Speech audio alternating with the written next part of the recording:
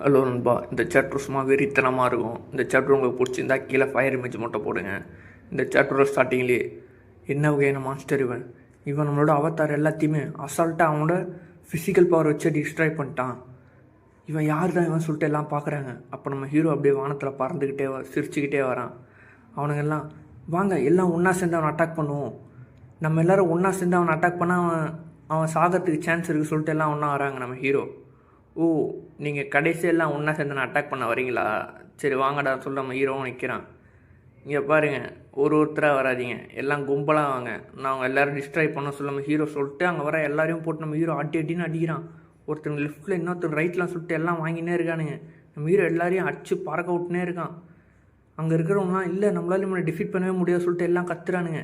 அப்போ அங்கே இருக்க ஒருத்தன் ஹெரால்கிட்ட போயிட்டு, டே ஹெரால்டு உண்மையை சொல்லு, யார் தான் அவன் சொல்லி கேட்குறான். ஹெரால்டு, இல்லை எனக்கு தெரியாது, என்கிட்ட யாரும் எதுவும் கேட்காதீங்க, ப்ளீஸ் எதுவும் கேட்காதீங்க, நானும் ஒரு சாதாரண 9th லெவல் மார்ஷல் செயின்ட்டு தான், எனக்கு எதுவும் தெரியாது சொல்லி சொல்கிறான்.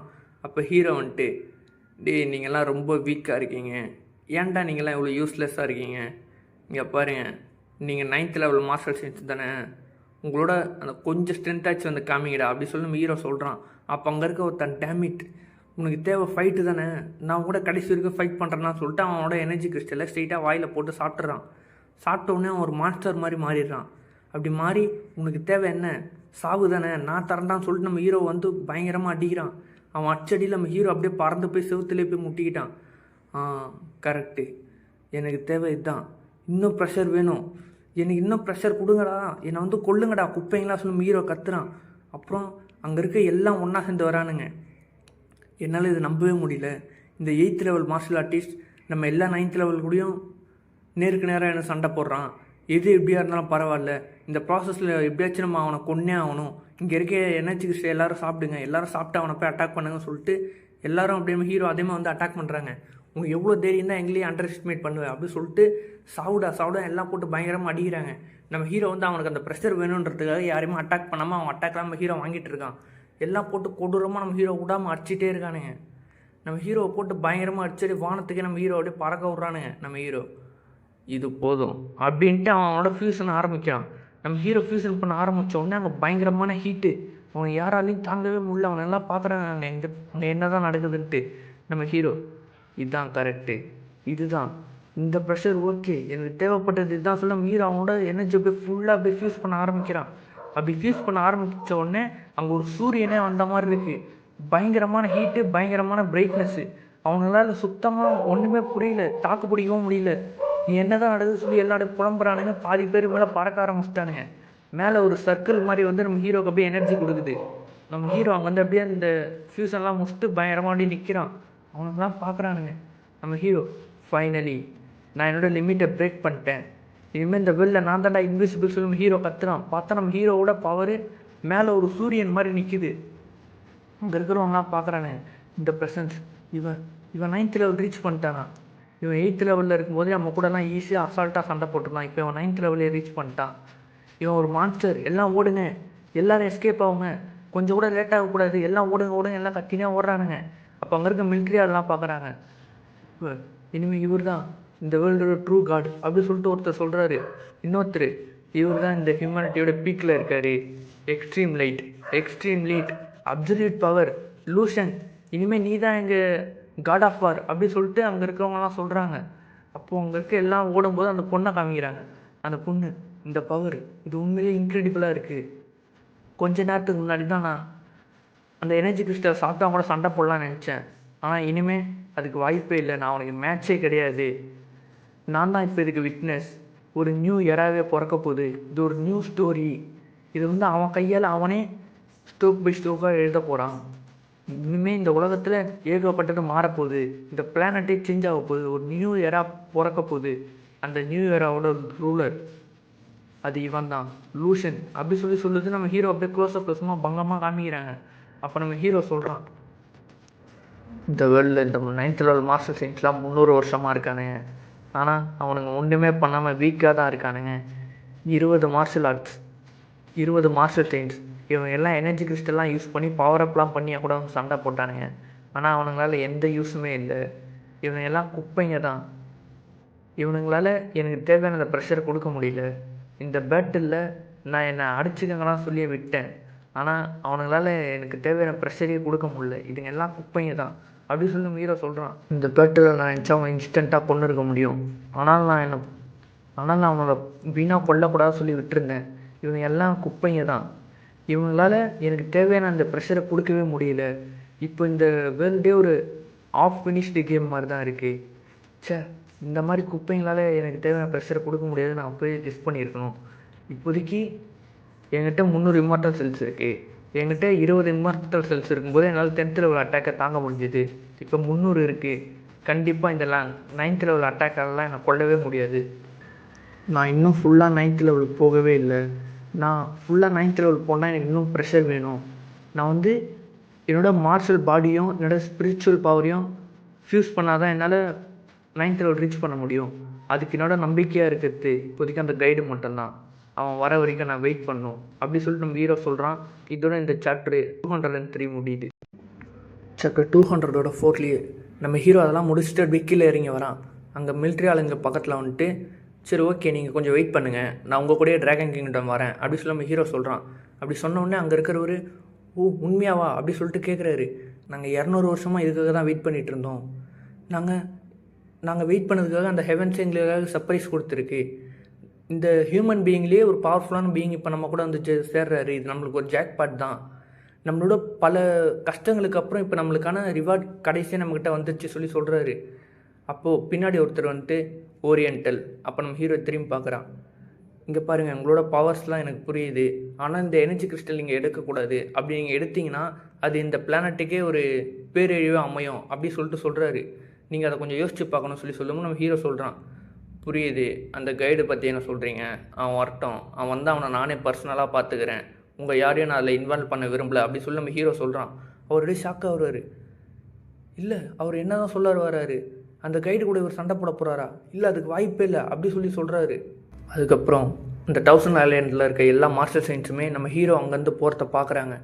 ரொம்ப சைலண்ட்டாக இருக்காங்க அவங்க எல்லாருமே நம்ம ஹீரோ ஒரு காடு மாதிரி பார்க்குறாங்க. இப்போ லூஷன் இந்த வரலாற்றுலேயே யாருமே தொடாத ஒரு உச்சத்துக்கு போயிருக்காரு. யாருக்கு தெரியும், இதுக்கப்புறம் ஃப்யூச்சரில் கூட யாராலையும் இந்த லெவலுக்கு வர முடியாமல் கூட போகலாம் அப்படி சொல்லிட்டு சொல்கிறாங்க. அப்புறம் ஒரு சில மணி நேரம் கழித்து நம்ம ஹீரோ ஏர்போர்ட்டில் தான் இருக்கான். அப்படியே அங்கே ஃபியோனா வந்தவுடனே, இங்கே பாருங்கள் மிஸ்டீரியஸ் ஓரியன்டல் பாய், நீங்கள் என்கிட்ட உங்கள் ரியல் நேம் வச்சு சொல்ல முடியுமா அப்படி சொல்லிட்டு கேட்குறா நம்ம ஹீரோ. அதெல்லாம் இப்போ முக்கியம் இல்லை, இங்கே பாரு ஃபியோனா, என்னை மறந்துடு அப்படி சொல்லிட்டு நம்ம ஹீரோ சொல்கிறான்.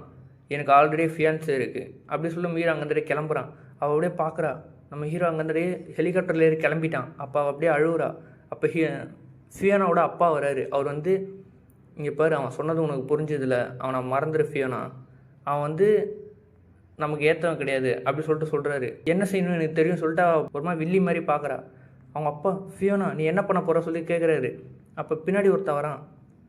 பிரசிடெண்ட், இந்த அசம்பிளியில் எல்லா எனர்ஜி கிறிஸ்டலுமே இப்போ அவனே எடுத்துக்கிட்டான், இப்போ நம்ம என்ன பண்ணுறது அப்படி சொல்லிட்டு சொல்கிறான். இவர், நம்மளால் என்ன பண்ண முடியும் அப்படி சொல்லிட்டு அவர் கேட்குறாரு. நம்ம வெயிட் பண்ணுவோம், கைடு வருவார், கைடால் மட்டும்தான் அவனை தோக்கடிக்க முடியும். கைடு வந்த உடனே அவர்கிட்ட சொல்லுவோம், அவர் போய் அவனுக்கு ஒரு பாடம் சொல்லி கொடுப்பாரு, ரூல்ஸை பிரேக் பண்ணால் என்ன ஆகும்ன்ட்டு அப்படி சொல்லிட்டு அந்த பிரசிடெண்ட் சொல்கிறாரு. ஆமாம், இதுவும் கரெக்டு தான், நீங்கள் சொல்கிறது கரெக்டு தான், கைடு வரட்டும், கைடு நம்மளுக்கு ஹெல்ப் பண்ணுவார், கைடு அவனுக்கு ஒரு நல்ல லெசன் டீச் பண்ணுவார் அப்படி சொல்லிட்டு எல்லாம் சொல்கிறானுங்க. அந்த இன்விசிபிள் கைடு அவரால் மட்டும்தான் அவனுக்கான ஜஸ்டிஸை டெலிவர் பண்ண முடியும் அப்படி சொல்லிட்டு எல்லாம் சொல்லிகிட்டு இருக்காங்க. ஓரியன்டல், டைம் வரட்டும், டைம் வந்த உடனே உனக்கான எண்டிங்காக வரும், உன்னால் அந்த கைடுகிட்டேருந்து எஸ்கேப் ஆக முடியாது அப்படி சொல்லிட்டு எல்லாம் சொல்லிகிட்டு இருக்காங்க. இப்போ கமாண்டரோட மேன்ஷன் தான் காமிக்கிறாங்க. உள்ள ஹீரோவோட அப்பா, அம்மா, ஹீரோவோட தங்கச்சி எல்லாம் டம்ப்ளிங்ஸ் செஞ்சிட்ருக்காங்க. அப்போ ஹீரோவோட ஃபியான்ஸே அங்கே வராங்க. நல்ல வேலை தான் பண்ணுறீங்க, வாங்க எல்லாம் ஒன்றா சேர்ந்து போகணும்னு சொல்லிட்டு வராங்க. அப்போது, ஓ லிட்டில் ஒன் நீ வந்துட்டே சொல்லிட்டு ஹீரோட அம்மா கேட்குறாங்க. சிஸ்டர் தேங்க்யூன்னு சொல்லி ஹீரோவோட தங்கச்சி கொட்டாய் விட்டே கேட்குது. அம்மா உங்களுக்கு டம்ப்ளிங்ஸ் வேணுன்னா நீங்கள் இங்கே இருக்க செஃப்கிட்ட கேட்கலாம்ல, அவங்க மேக் பண்ணி தருவாங்க, நீங்கள் ஏன் இப்படி செய்கிறீங்க, இது அந்தளவுக்கு டேஸ்ட் நல்லாவும் இல்லை, அவங்க செஞ்சு கொடுத்தா இன்னும் நல்லாயிருக்கும்னு சொல்லுது. அப்போ ஹீரோவோட அப்பா சொல்கிறாரு, நீ என்ன நினைக்கிற, இங்கே பாரு, செஃப்பாக இருக்கட்டும், யார் வேணால் டம்ப்ளிங் செய்யட்டும், எல்லோரும் செய்யறதும் உங்கள் அம்மா செய்கிற மாதிரி வராது, உங்கள் அம்மாவோட கையில் செய்கிறது அற்புதமாக இருக்கும்னு சொல்கிறாரு. நம்ம ஹீரோவோட தங்கச்சிக்கு ஒன்றுமே புரியல. அப்படியே சொல்லிட்டு கேட்குது. அப்போ ஹீரோவோட அம்மா சொல்கிறாங்க, இங்கே பாருங்கள் அதெல்லாம் ஒன்றும் ஸ்பெஷல்லாம் இல்லை, இது வந்து நான் எப்போத்துலேருந்தோ குக் பண்ணுறேன், நான் வந்து இதை குக் பண்ணும்போது அன்பு அக்கறை, இப்போ லூஷிங் மட்டும் வந்தால் நல்லாயிருக்கும், அவனை பார்த்தே ரொம்ப நாள் ஆச்சு, அவன் வந்து சாப்பிட்டானா இது ரொம்ப டேஸ்ட்டாக இருக்கலாம் நான் பாராட்டுவான் அப்படி சொல்லிட்டு அவங்க சொல்கிறாங்க. நீ சொல்கிறது தான் உண்மை தான் சொல்லிட்டு ஹீரோட அப்பா சொல்கிறாரு. ஹீரோட தங்கச்சி பார்க்குது, ஆமாம் ஆமாம் என் பிரதரு அவனை பார்த்து ரொம்ப நாள் ஆச்சு, அவன்கிட்ட பேசி ரொம்ப நாள் ஆச்சு சொல்லி சொல்கிறாங்க. ஹீரோட தங்கச்சி சொல்லுது, சிஸ்டர் நீங்கள் என் பிரதரை பார்த்தீங்களா, அவன்கிட்ட பேசுனீங்களா சொல்லி கேட்குது. இல்லை நானே அவனை பார்த்து 1 வருஷத்துக்கு மேலே ஆகுது சொல்லிட்டு ஹீரோட ஃபியான்சியை சொல்லுது. அப்போ ஹீரோட அப்பா அம்மாவும் ஆமாம் நாங்களும் அவனை பார்த்து ரொம்ப நாள் ஆச்சு அப்படி சொல்லிட்டு சொல்கிறாங்க. அப்போ ஹீரோவோட ஃபியான்சி நம்ம மேஜர், நானும் அவனை பார்த்து ரொம்ப வருஷம் ஆகுது அப்படி சொல்லி சொல்கிறாங்க. மேஜருக்கு ஒரு கால் வருது. கால் எடுத்து பார்த்துட்டு அவங்க அப்படியே அங்கேருந்து ஓடுறாங்க. ஹீரோவோட தங்கச்சி வந்து சிஸ்டர் எங்கே போகிறீங்கன்னு சொல்லி கேட்குது. பார்த்தா அவங்க அப்படியே வெளில வந்து நிற்கிறாங்க. ஹீரோட அம்மா வந்து ஏம்மா என்னாச்சு, நீ இவ்வளோ திடீர்னு ஓடி வந்த சொல்லி வந்து கேட்குறாங்க. நம்ம மேஜரோட கண்ணிலேருந்து தண்ணி வருது. பார்த்தா நம்ம ஹீரோ அங்கே வந்து நிற்கிறான். நான் மறுபடியும் வந்துட்டேன் அப்படி சொல்கிறான்.